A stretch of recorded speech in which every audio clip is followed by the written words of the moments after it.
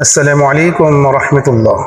সম্মানিত ভিউয়ার্স, অনেকের কাছে একটা প্রশ্ন ঘুরপাক খায়, এই গোসলের পরে আবারও নামাজের জন্য কি উজু করা লাগবে কিনা। আপনার গোসলের উপর নির্ভর করবে গোসলের পরে আপনি উজু করবেন কিনা। সেটা কেমনি? আপনি যদি সুন্নত তরিকায় গোসল করেন তাহলে গোসলের পর আর উজু করা লাগবে না। সুন্নত তরিকায় গোসল কেমনি? আপনি প্রথমেই শরীরে নাপাকি যদি লেগে থাকে অথবা কাপড়ে যদি নাপাকি লেগে থাকে সেটাকে ধুয়ে মুছে আগে পরিষ্কার করতে হবে।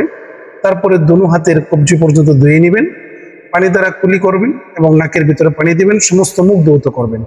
তারপরে আপনার দুনো হাতের কোনো পর্যন্ত ধুবেন, মাথা মাসিহ করবেন। অবশিষ্ট দুই পা বাকি থাকবে। মাঝখানে আপনি সুন্দরভাবে উত্তমভাবে গোসল করে গোসলের পর দুই পায়ের মধ্যে পানি ঢেলে দিবেন। তাহলে গোসলের পর আর আলাদাভাবে নামাজের জন্য উজু করা লাগবে না। আশা করি আপনারা আমার এই কথার স্পষ্ট বুঝতে পেরেছেন। যদি ভালো লাগে থাকে অবশ্যই শেয়ার করে দেবেন।